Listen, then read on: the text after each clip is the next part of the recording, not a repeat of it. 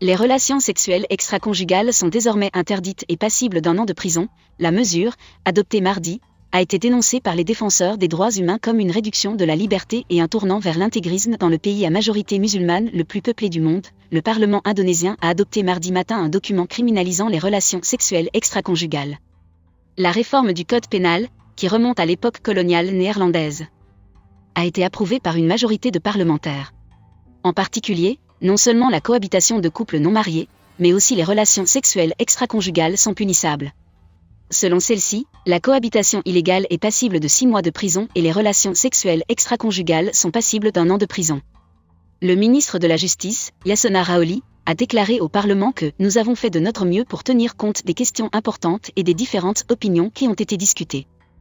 Mais le moment est venu de prendre une décision historique pour changer le code pénal et sortir du code pénal colonial dont nous avons hérité », a-t-il ajouté lors de l'indépendance du pays en 1949.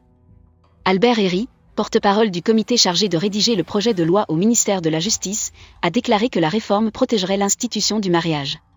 Il a noté que l'activité sexuelle prénuptiale et extra-conjugale n'était signalée que par les conjoints, les parents ou les enfants, ce qui limitait effectivement la portée du texte. Nous reculons, les détracteurs de la nouvelle loi, cependant, l'ont dénoncée comme une atteinte aux libertés morales. Les groupes de défense des droits de l'homme affirment que les nouveaux amendements sont une mesure qui a longtemps été célébrée pour sa tolérance religieuse. Et que la laïcité est une loi constitutionnelle. Les nouvelles règles pourraient tout ont également un impact majeur sur la communauté LGBT+ indonésienne, où le mariage homosexuel n'est pas reconnu. Nous reculons, les lois oppressives auraient dû être abolies.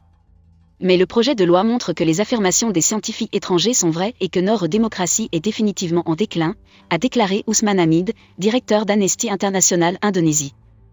Le document convenu nécessite toujours la signature du président et prendra effet après 3 ans. Bambang Yulianto, président de la commission parlementaire qui supervise les délibérations sur le document, a admis que c'est le produit de l'homme et n'est donc en aucun cas parfait. Au lieu de cela, il les a exhortés à faire appel à la Cour constitutionnelle indonésienne.